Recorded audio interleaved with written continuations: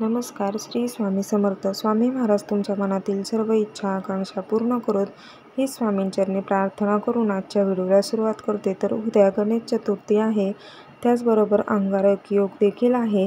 तर आपल्याला उद्या कोणत्या शुभ मुहूर्तावर गणपती बाप्पाची स्थापना करायची आहे, राहू काळ केव्हा आहे, याबद्दल आज आपण संपूर्ण माहिती पाहणार आहोत. चला तर मग व्हिडिओला सुरुवात करूया. पण तत्पूर्वी तुम्ही माझ्या चॅनेलवर नवीन असाल तर प्लीज सीमाज कॉर्नर या माझ्या चॅनेलला नक्की सबस्क्राईब करा आणि त्या शेजारी असलेले बेल आयकॉन देखील प्रेस करा. त्याचबरोबर कमेंटमध्ये श्री स्वामी समर्थ लिहायला विसरू नका. तर उद्या गणेश चतुर्थी आहे आणि त्याचबरोबर अंगारक योग देखील आहे.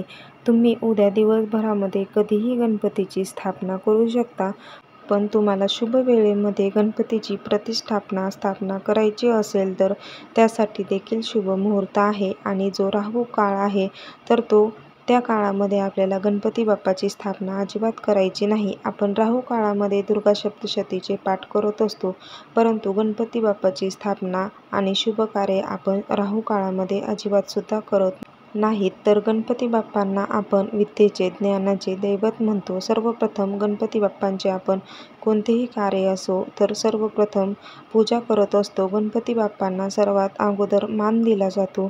तर आपल्याला उद्या गणपती बाप्पाला विराजमान करायचं आहे, विधिवत त्यांची पूजा करून स्थापना करायची आहे.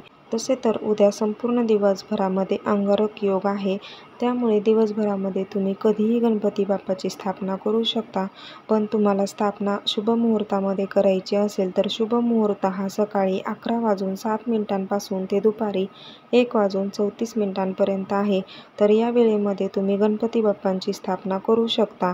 त्याचबरोबर जो राहू काळ आहे तर तो कधी आहे ते आपण पाहूया. राहू काळ हा दुपारी 3 वाजल्यापासून ते दुपारी 4:30 वाजेपर्यंत आहे. तर या वेळामध्ये आपल्याला चुकून सुद्धा गणपती बाप्पाची स्थापना करायची नाही. हा वेळ सोडून तुम्ही दिवसभरामध्ये तुम्हाला जेव्हा वेळ भेटेल तेव्हा गणपतीची स्थापना करू शकता. आणि शुभ मुहूर्तामध्ये करायची असेल तर सकाळी 11:07 ते 1:34 हा शुभ मुहूर्त आहे. यामध्ये तुम्ही स्थापना केली तर अतिउत्तम. पण तुम्हाला वेळ नसेल तर तुम्ही दिवसभरामध्ये कधीही स्थापना करू शकता.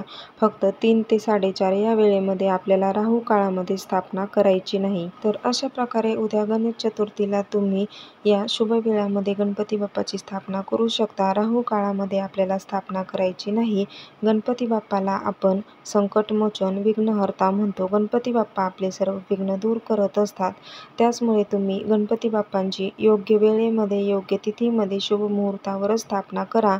त्या वेळेतच आपल्या घरामध्ये गणपतीची स्थापना झाली पाहिजे. राहू काळामध्ये चुकून सुद्धा गणपतीची स्थापना करू नका. तर अशा प्रकारे आपल्याला गणपती बाप्पाची स्थापना करायची आहे. तर कसा वाटला व्हिडिओ कमेंट करून सांगा आणि असेच व्हिडिओ पाहण्यासाठी चॅनेलला सबस्क्राईब करा. भेटूया तसाच एक नवीन माहितीपूर्ण व्हिडिओ घेऊन. आजचा व्हिडिओ पाहिल्याबद्दल खूप खूप धन्यवाद. श्री स्वामी समर्थ.